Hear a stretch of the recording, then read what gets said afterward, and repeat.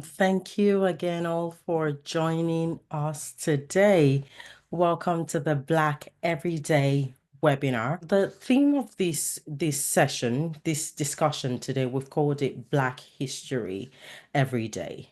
There's a part of me as, of course, someone who identifies as a Black woman and who also is an uninvited guest to the many territories, including Lekwungen and Anishinaabe territories where I've had the opportunity to work, to do life, and to build really meaningful relationships over the past decade. As someone on those lands, I really sat down for a minute to think, how would I like to open this webinar, this discussion today. As many of you are aware, this is also Black History Month, at least in North America. That holds a lot of meaning and implication for people from different Black communities.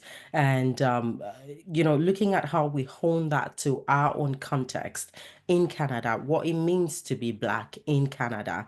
And as I sat down and reflected on some of these ideas and perspectives, part of me wanted to share my own experience, but at the same time, I think there will be a lot of there is a lot that comes with just giving space for our very special guest and speaker today to share from there. As well, I'm curious to know throughout this conversation if some of you have been in contact with people, if you've been in contact with any kind of public facing learning series, activities, events, or things of the like that has gotten you to reflect on what it means to be Black in Canada today. I'm really curious to know what has what has come through your tables, what has crossed your tables, what has come up in your conversation. I really want to learn. But one thing that I would like to underscore, even as we kick off this conversation today, is how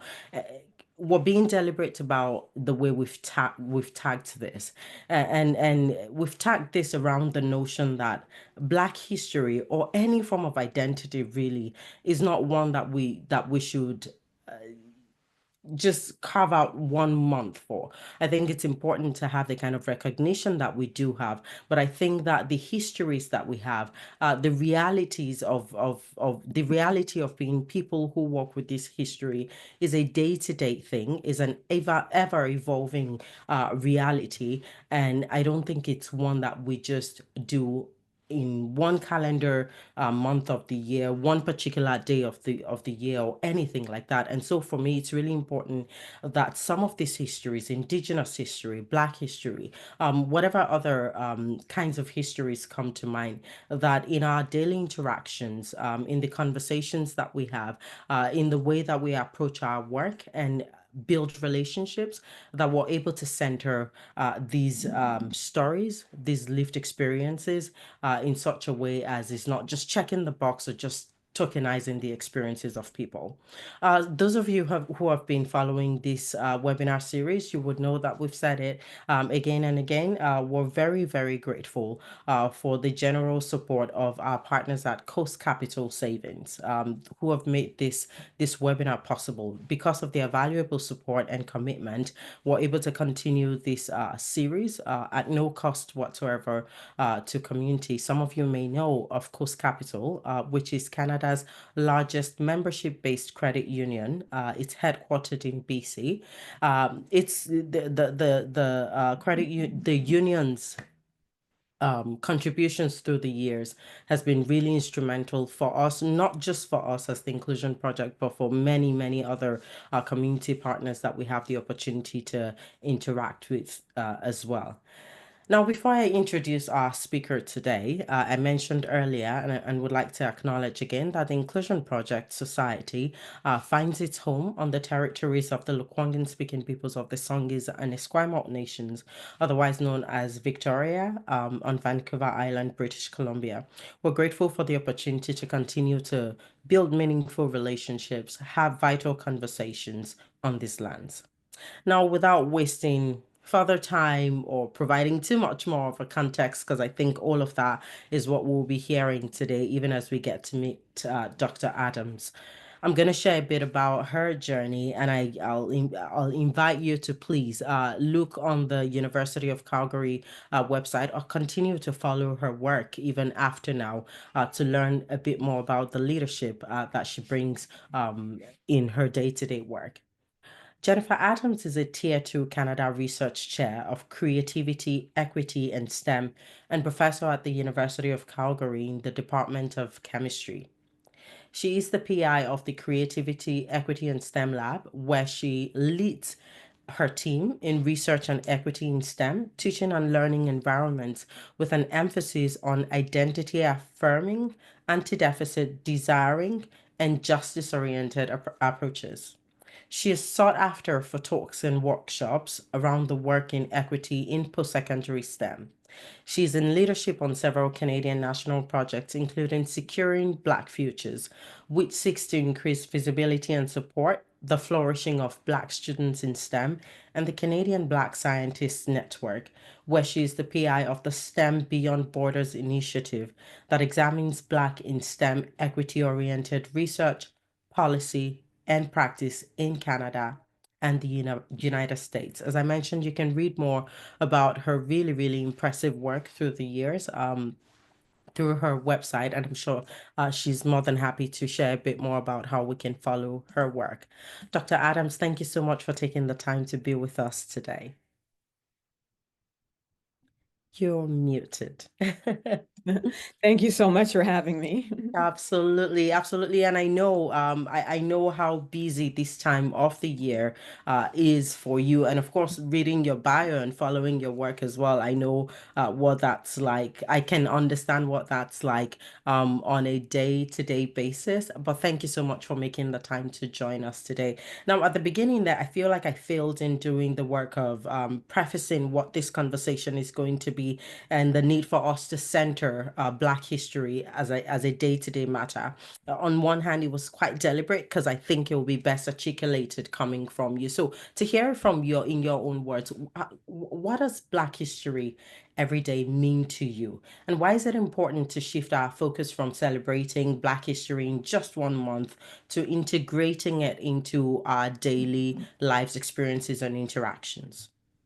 Yeah, well, I think that well, from my perspective, like we're making Black history every day, so it's not just something that happened in the past, but it's an ongoing thing. And so it is about, yes, remembering, the elders and those who came before us, but also remember the way that we are making history as we go along. And what that means is just celebrating both the individual things we do, celebrating the community things we do, and celebrating our ongoing larger contributions. So as you walk around and you eat the foods that that come from your culture, you're listening to music, and practically most of the music that we listen to in North America has some history or some rootedness in Black culture. So thinking about those things and the everyday ways that Black culture is around us and the way that we produce Black culture every day. So it's really not about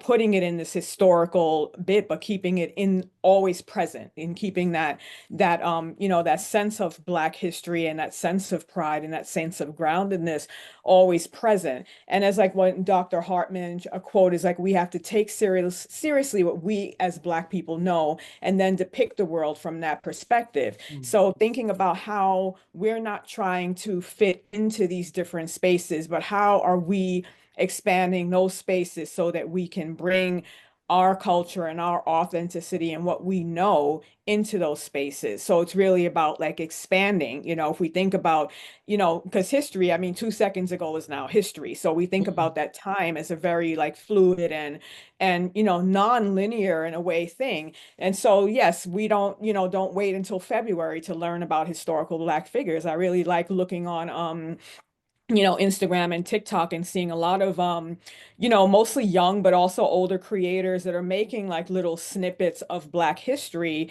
And those are the things that you're not going to read about in textbooks, you're not going to see in mainstream media and stuff, but those are very much snippets that they actually go into some archive or something to get that information in order to again keep our history present at all time, because these creators are doing this all year round. They're not waiting until Black History Month to do this.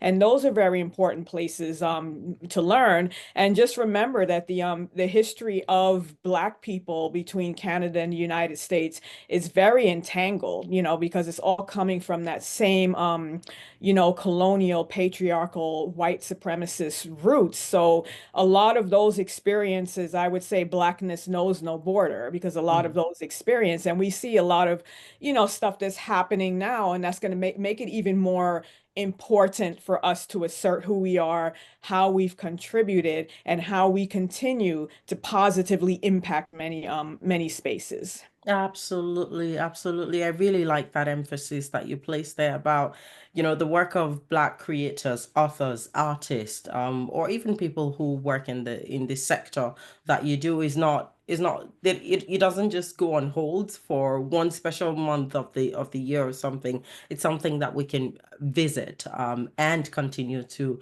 revisit. And during one of these webinars, I remember one of our speakers suggesting we have AI tools, we have technology now that can really just by one Google search, you can see who's close to you, who's doing work that might be of interest, that might be relevant to what you're doing in your workplace, or some of the ways you're thinking about evolving and things like that. So Black history is not just once a month. It is an everyday thing that we need to be conscious of. Thank you very much for setting that grounding for the conversations we're going to be having today. Now, in your work at the University of Calgary, how have you seen the everyday impact of Black historical narratives influence contemporary society? Do you have some practical examples you could share there? Well, mainly a lot of the way that I've seen, I guess the expanded influence of Blackness has been through the students, Mm. through the students recognizing how historically they've been absented from the curriculum, how they've been absented from, just the general student body. And how they, yes, they don't see their history and culture reflected across campus. And so a lot of them, at least the ones that I directly work with, it's been about how can I, feeling valued across different spaces. So, for example, like the African Studies program that is at the University of Calgary, it was students that really raised the money in order to establish that program. So again, that's not something that's necessarily coming from the higher ups, but it's coming from the activism of Black students, just recognizing, yes, we have a lot to offer. We're brilliant. We're bringing all these things into the spaces, but we're not seeing enough of us here. So, for example, the Black students, both the Black law and the Black medical students, they've established, like different criteria, not, a different application process for Black students, because we recognize how there are, biases. Some are hidden and some are like obvious in those in application processes, especially to law and medical school, and actually in a different science field. So we, Black people again are starting to see like how they've been absented and what can we do in order to increase our numbers, because increasing our numbers in these spaces is only going to benefit the larger community, because now you have more representation, where it matters. So for me, it's like when, like I have to go back to, it's the Black students where they saw the gap, they filled in to say, what, the administration is not going to do it for us. We have to do it. And then we have to compel them, and not compel them, but we have to hold them accountable, to making this space equitable for all students, and especially for Black students, just because of the history of like bias, discrimination, anti-Blackness. So so those things have to be attenuated.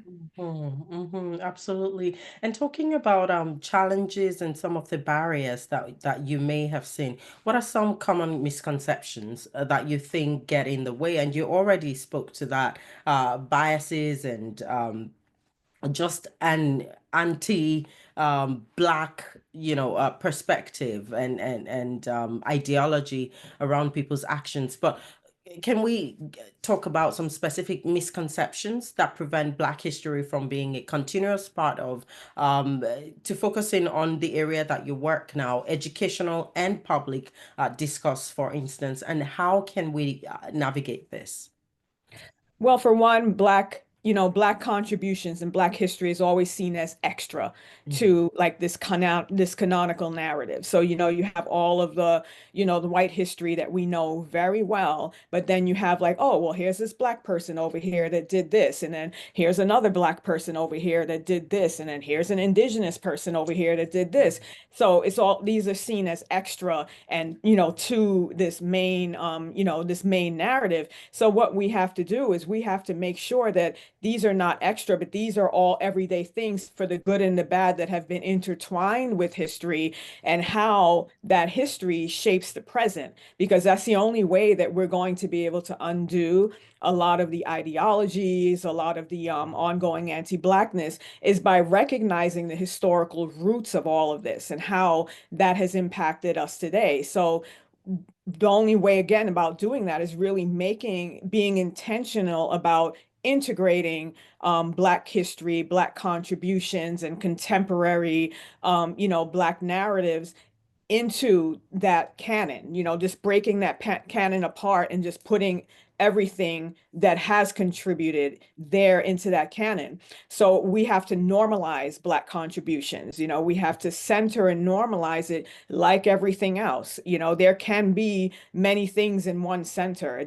Centering doesn't mean only one thing, but it means like centering a larger body of work. So we have to really think about that. We have to think about it by being that so that it doesn't become like, oh, here is a Black scientist, but it rather becomes this is somebody that's doing work, let's say in cancer biology, who happens to be a Black scientist. So that is, again, it's not the exception, but it is the rule that there are Black people contributing at all levels across all sectors.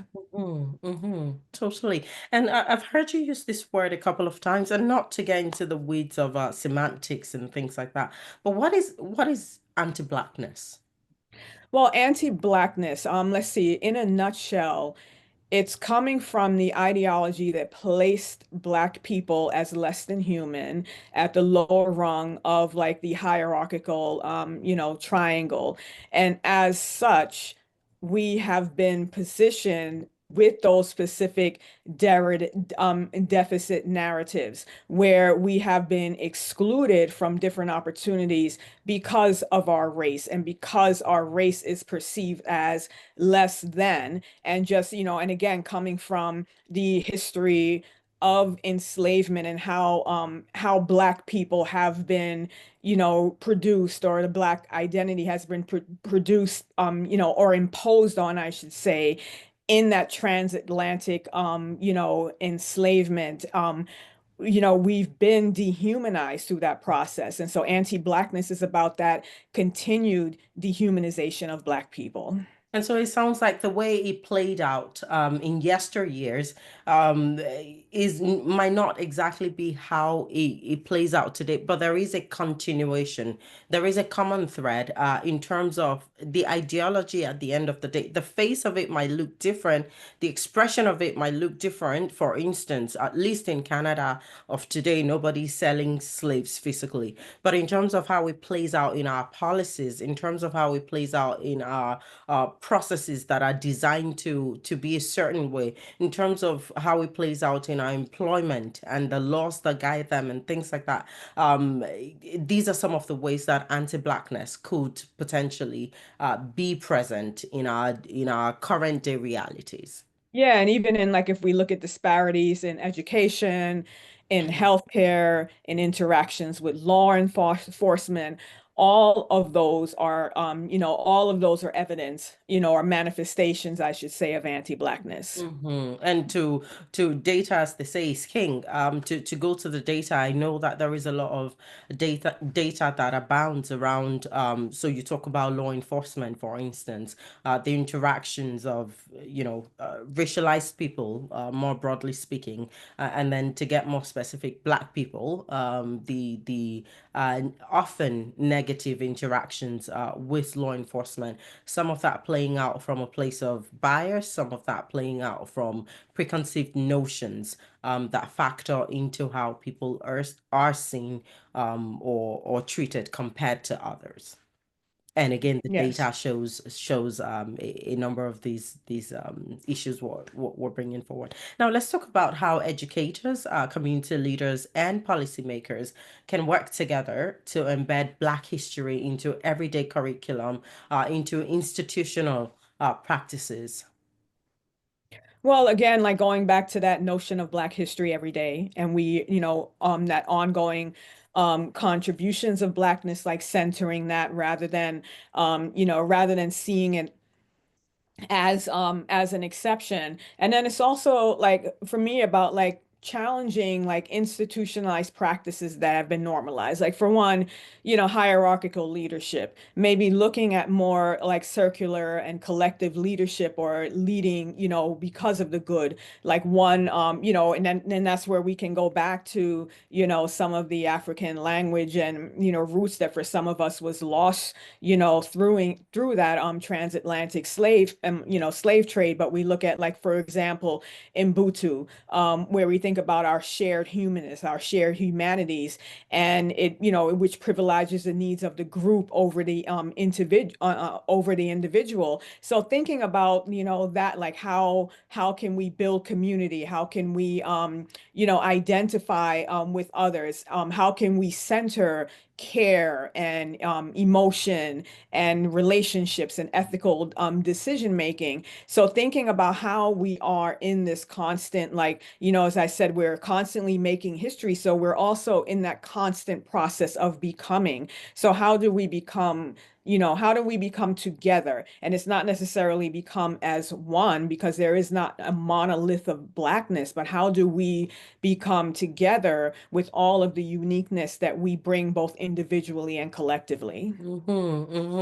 I see a question from Sean here, and just to remind everyone, please use the chat function and let's get some questions in there and have Jennifer respond to them as we go. Now, Sean's question says, how do we deal with the misinformation around DEI? What is being normalized that that appearance of Black people, especially in leadership space, means we're not here on merit? I'm sure many of us have experienced the implications of that. How would you respond to that? Yeah, that's a very good question. And again, it is that perception that we're not based on merit. And because people see these programs that are really examining disparities in different places as being some type of entitlement programs, like we're being given nothing, something for nothing. But when you look at least in the United States, like diversity, equity, and inclusion initiatives have benefited white people more than they have benefited Black people. Because if you think about people with disabilities, you think about women, you think about LGBTQ groups, you think about veterans, all those people that have been kept out and have benefited from DEI, but then DEI is really used as a way of targeting Black people. So it's really a manifestation of anti-Blackness. So, like thinking about, well, first of all, there's a lot of data that shows that diverse companies across sectors, whether it's looking at diversity in science or looking at diversity in different corporate arenas, like if you're thinking, because they like to emphasize money. So if you're thinking on sales, diverse teams do better and produce more. They bringing these different diverse perspectives in there. So it's, but people don't want to necessarily look at that data. So unfortunately, I feel that Black people, we are put in that position of constantly having to assert our humanity. And it's also important for us, like, again, to find and identify those allies ourselves, not people that are self-identifying as allies. Allies are people who are, actually like walking, they're walking the talk. They're not just talking about diversity and inclusion, but these are actually somebody that will say, oh, hey, why don't you look at this person because she has the qualifications for that job? And then maybe they will be a sponsor, or maybe they will, help to say, okay, this is a school that I want to work with so that maybe some of these kids can get a scholarship into my school. So it's really about identifying and building, communities of both us asserting our humanity and allies, because we're going to need allies in these as these challenges increase, because we know that what happens in one geopolitical context does not necessarily stick to that one Mm-hmm. geopolitical context. So Mm-hmm. we have to really think about how can we strategize as a community and with our allies that we identify, in order to make it known that yes, without us, you would fall apart, basically. Right. Without us, there would be no North America, that's the way it is now. So it's about recognizing that and just saying, yeah, if we all stopped working for like a day, what would happen to this economy? What would Mm-hmm. happen if Black people just stopped for one day for 24 hours? What would happen? So it's really about, just making that known that, yeah, we're here, we're not going anywhere, we are not stepping down, so deal with it.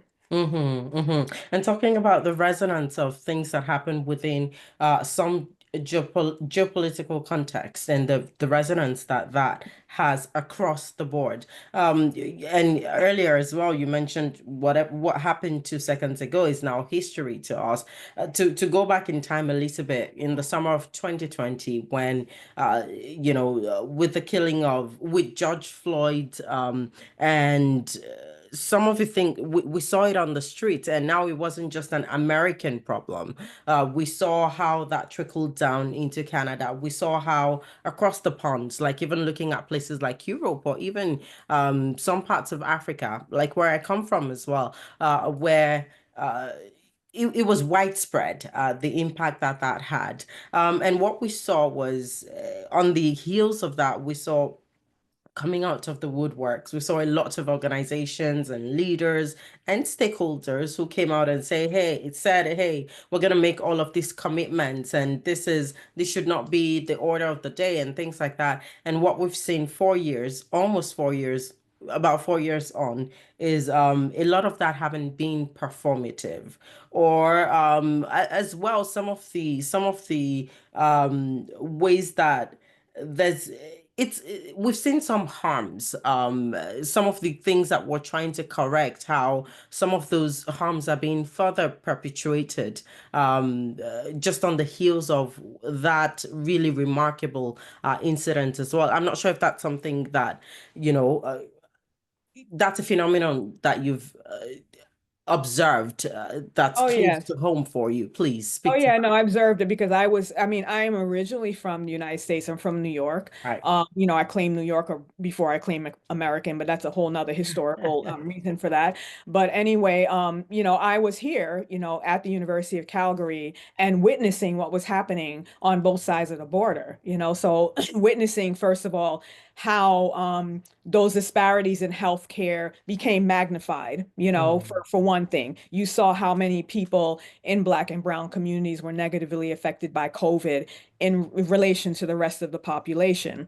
And then with the witnessing of the murder of George Floyd, it became an awareness of not only like those issues of police brutality and the dehumanization of Black and Indigenous people, but also the way that those have been systemically produced through education and, again, through through healthcare experiences. And then also like just the lack of Black representation more broadly, like with media ads and different things like that. And I remember seeing like the protests come up in Canada with signs saying that Canada is not innocent, because Canada has always been positioned as multicultural, vis-a-vis other nations and especially the United States. But now, that allowed Black people here to say, no, no, no, we can go back and look at the history also and see the ways that discrimination and anti-Blackness have been historically, historically reproduced. And so,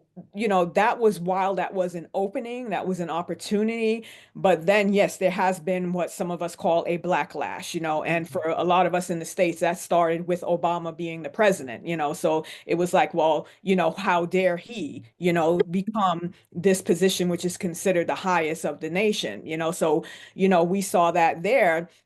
And we see this now popping up with all of the anti-DEI legislation in the United States, and then I see that happening here in Canada in different in different sectors. So it is one of those things where, while there were strides, there seems to be a kind of going back, but I won't say it's a full going back, because there are more authentic allies out there. There are Mm, more people who have been aware that, when we think about, okay, from the opposite, which is white supremacy and patriarchy, they're seeing how they have also been oppressed by that system. So it's not only Black people, and it's not only indigenous people, but anybody who is not at the top, who is basically a white male, has been oppressed by the system, and other people in that hierarchy have been used in the service of, perpetuating that oppression. So now there's more awareness of it. There's more allyship around that collective experience, and also recognizing that Black people, and especially Black women, have been at the worst receiving end of it. So there is more of that collective awareness, but we still have a ways to go, but I think that, like everything, unfortunately, not everything is linear, because we would have hoped that progress was linear, and then from here we move forward, but it is not. Unfortunately, it's not. So we're experiencing a backlash now, but we're not going to be here indefinitely. This too will mhm, pass. And what mhm, we have to do, again, going back to that historical, present, and recognizing that we are ongoing producing Black history, and we know who we are, and we're not going mm. anywhere. That's a really, really good one. We're continuing to produce, we're producing Black history. On the subject of allyship, Tara has a question here. How do we become better allies to this movement to assert Black humanity?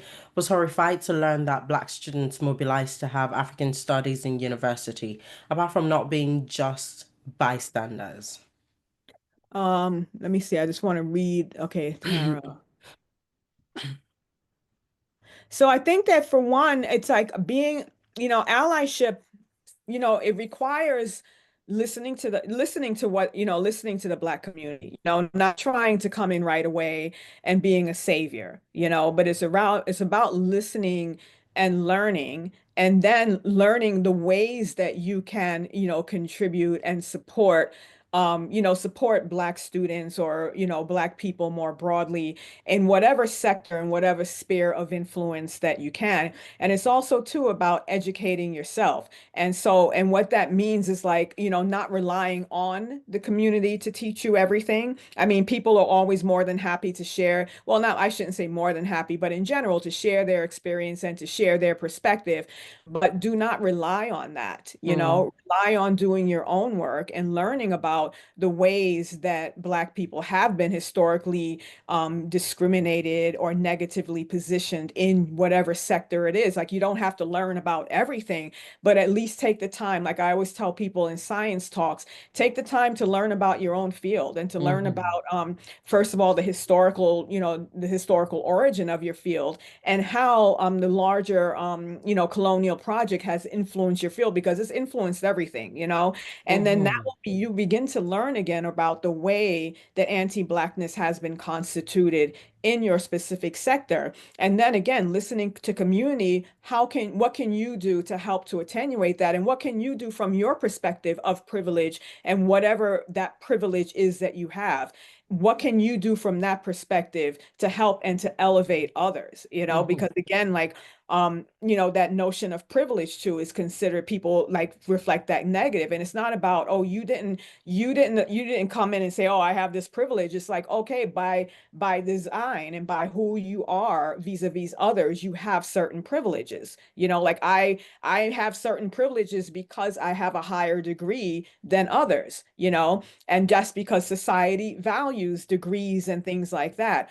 White people have privilege by virtue of being white because that's how society constructed race. And so it's about how can you use, and that may mean like, oh, I'm here and I can, not speak on behalf of this person, but I can speak up. Like if I know that this person is being ignored, I can say, can so and so had a comment and mention that very thing, and give that, and create that space for that person to be at the table, equally and with everyone else. Thank you very much for that. Talking about learning about your space and your sector, within the STEM fields now, are there some examples that come to mind from your research or experience where emphasizing Black history in STEM education has led to tangible improvements in representation or innovation?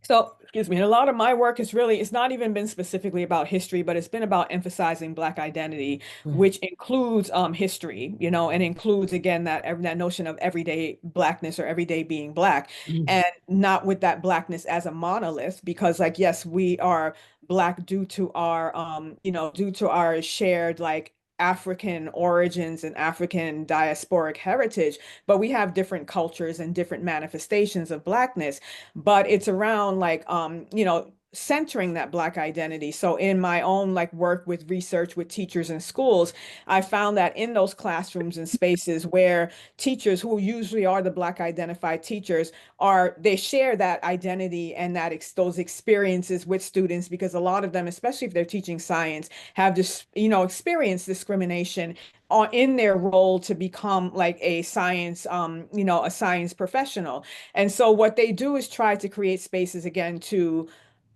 create positive STEM identities in their students. So hopefully they will be able to persist when they go through those things. And they also try to create spaces where students are, they're around other Black students that are above them, like in terms of grade and stuff, to get that positive and to say this is where you can go. Like for example, one middle school teacher that I worked with, she would bring her students to science conferences at a local Black, a local, it was a public institution named by a civil rights Black activist. So it has a very high Black student population, but she would bring them there to conferences so that they can see Black undergraduates, mm, sharing their science and sharing that. mm, So, so those different things, what I saw, teachers doing, and then here in my practical world, in one of my projects, I've seen again where Black students have worked to create their spaces on campus, like through a Black Student Science Network,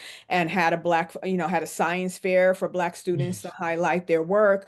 The Canadian Black Scientists Network that was founded, right after, like right during that time of George Floyd. And again, Black people recognizing Black scientists and allies recognizing that there needs to be like, this awareness that there is discrimination in science, that there is a disparity in numbers of Black scientists. So what can we do to elevate that? How can we work collectively to create these spaces again for Black people to network, to learn about mentorship, to learn about careers, and then other people to learn about what Black people are bringing to that. So I've seen a mhm, lot of those things happen, like both in my research and in my and I would say, because I position myself as like a scholar activist, where I do research and I do scholarship, but I do it in a way that's going to inform some type of project or some type of activism. Thank you very much for that. And I wonder for other sectors as well, outside of STEM now, where we've just historically not seen a large representation of Black people. For instance, in government even. We've not seen as much representation, or when you do see representation, it's at the lower rungs of those careers or within those sectors. What are some ways we can improve representation? Well, and again, trying to understand like how like the politics work and that representation, it would be, well, I mean, I could use, I guess I'll use my professional organization as an example. Um, because it's somewhat run politically, but obviously on a smaller scale because it's only about like maybe 2,000 members, but it's a national association of research and science teaching. And I happen to be like on the presidential team right now, but I've seen where like we have a research group that focuses on African and diasporic people in STEM, and that was the first one that started the research interest groups because we recognized that there were small numbers of us there, and we wanted to be able to have a space where we all got together and and also where we can start bringing in graduate students and trainees and things like that.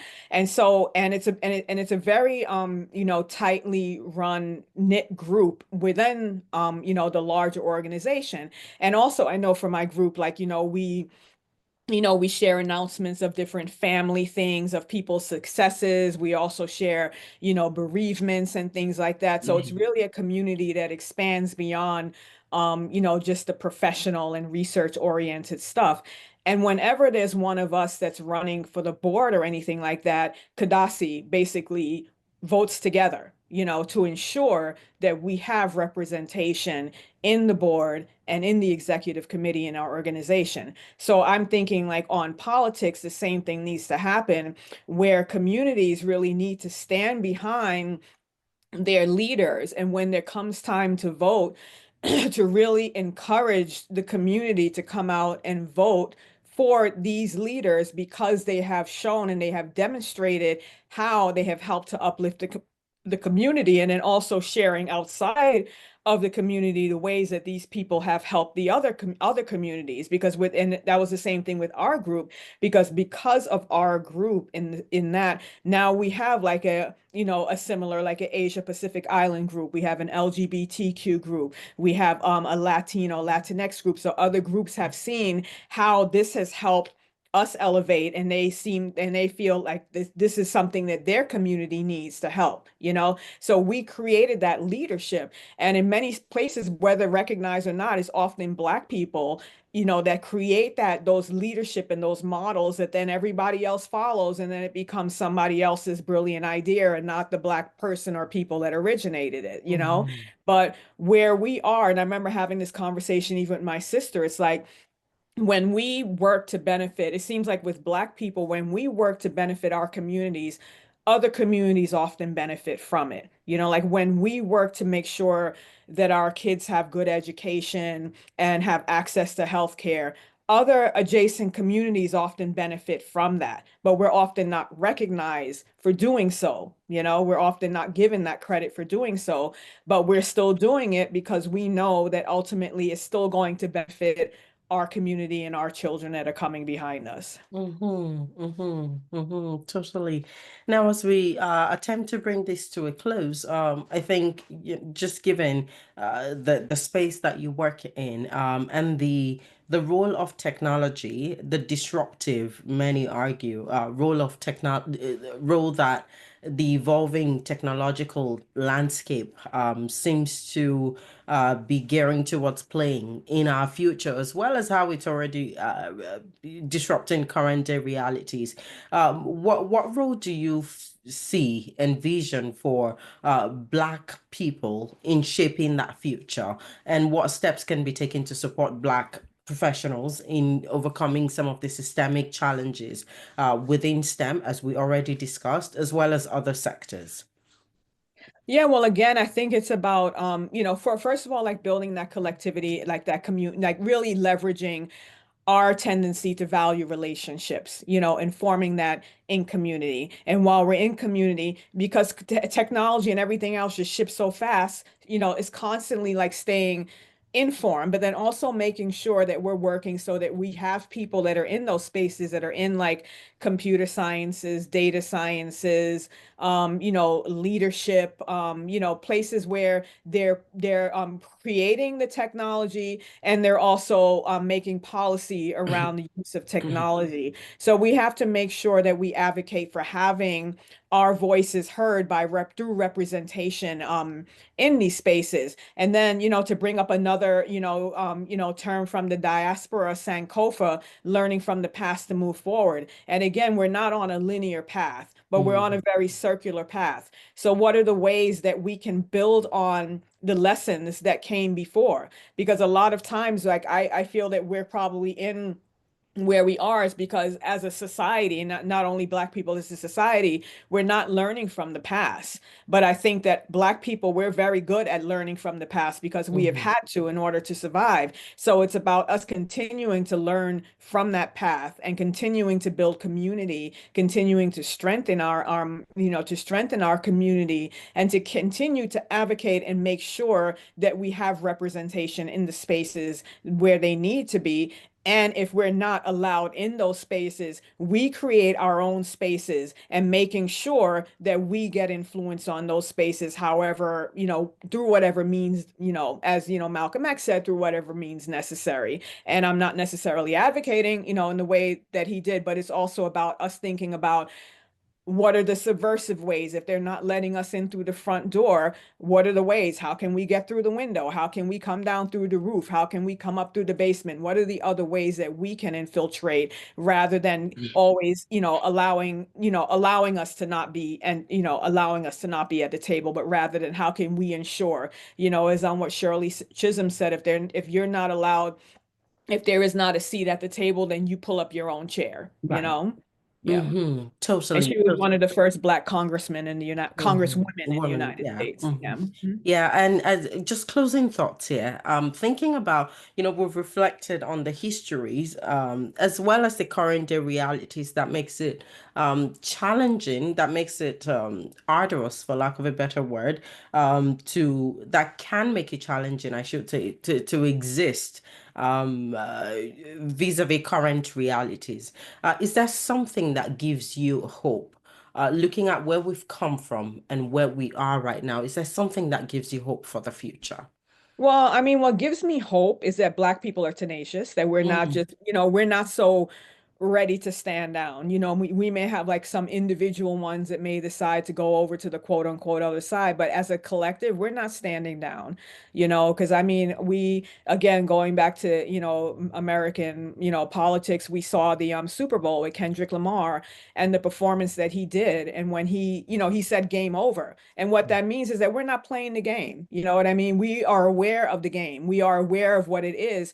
And now we know and we see that, and we're going to continue to fight against that. You know what I mean? We're going to continue to assert who we are. We're not going anywhere. We're going to be here. And so that gives me hope. And I think it's like, and then again, seeing like these creators on social media that, despite Black history being removed from schools, they're sharing Black history. They're going into the archives, they're doing their research, they're interviewing people, and they're sharing that history. So it's like, okay, if we can't, then that's what, when I talk about if we can't get in through the front door, then we find another way in. And so, social media happens to be the space where, we're finding that way in, where we're learning, or we're learning, producing, and we're sharing our own history. So those are the mm, things that give me hope, and then as we're sharing our history, others are learning about our history too, and right. they're learning like for the good and the bad, and they're learning about the history because they're also engaging in these different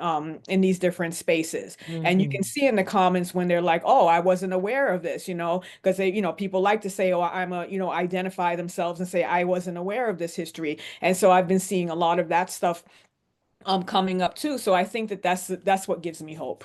Mm.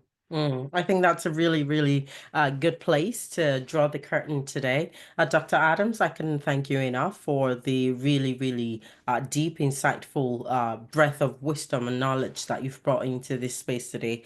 Thank you very much. I'm sure a number of the people who have joined us on today's webinar have a lot to take with them.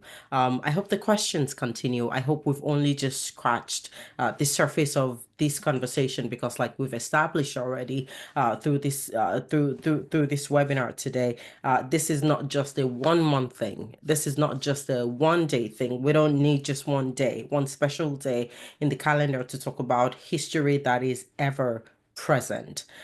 So I hope that we can continue this conversation within our spaces, big or small as they may be, within our workplaces. I hope that we can sit with people who have lived experience, people who's diverse, as Dr. Adams mentioned earlier. Black identity is not a monolith. It's not just one identity. Mine is very much different from hers. And if we brought a third person, fourth, fifth person into this space today, we're gonna find some similarity, some cohesion in our experiences. At the same time, there would be some unique differentiations there that makes it all the more intriguing, that gives us a lot that we could be learning. Um, I think that the idea of an equitable world, the idea of a world where inclusion is something that we default to, is one where each and every one of us sees a role that we can play in contributing to that. Is one where each and every one of us can acknowledge the power and the privilege that we bring, and to say, hey, how can I bring that to this table? And even if some of us need to, literally invite our own selves to those tables, understanding that even in that, we bring some power to that space, and to see how we can work together collaboratively, to co-create solutions that make for a better society, that makes for a better universe for each and every one of us and for future generations. So once again, I thank you very much for taking the time to be with us today. And for those who are going to be watching this later on, I will be joining in as well. And I hope that you can follow Dr. Adams' work. Someone had asked earlier if we could share a link to your website. I believe it's connected to the University of Calgary. Yes. Okay. Yeah, it's not the most updated one, but yeah, I mean, if anybody wants to learn any more about my work, I do have like the Google Scholar thing, and so, and I'm happy to share any articles with anybody if you want, if you have a paywall, so just feel free to email me and I'll be happy to share. Yeah. Awesome. And her email contact is very much on the University of Calgary website. So again, thank you very much for And thank joining you for us having today. me. Absolutely, absolutely. And I should also say I see some registrations have started to come in for the next webinar, which is power sharing in governance and decision making, and that's happening on Tuesday, March 18th, at the same time. We hope that you're able to join us at that time. And as usual, we'll have recordings of these sessions available after now in case any of you would like to pick up on that at a later time. And if everyone can see my screen, we have been circulating some information about our upcoming in-person gathering. For those who will be watching this after the fact, we've largely done our events as online gatherings, just to create space for people from different parts, from different places to be able to join. But for this one, we thought it would be really important to create space where we can have, we're not looking to make it overly big. We want to have manageable conversation, and we're continuing on that conversation that we started last year, commemorating the International Human Rights Day. We're continuing that, so this is part two of that. It's we've called it Dismantling Hate, a journey toward inclusion, and we're hosting this in person on Wednesday, February 26th, at the Surrey Public Library, and the time is noon to 3 p.m. The keynote keynote will be delivered by the BC Human Rights Commissioner, and we're very pleased to share that this event is funded by Canadian Heritage. We hope that you'll join us. Please search for the link to register on Eventbrite. We hope that you'll join us in person. We'd love to meet and connect with you then as well. So once again, thank you all very much, and we'll see you next time on the next webinar on March 18th.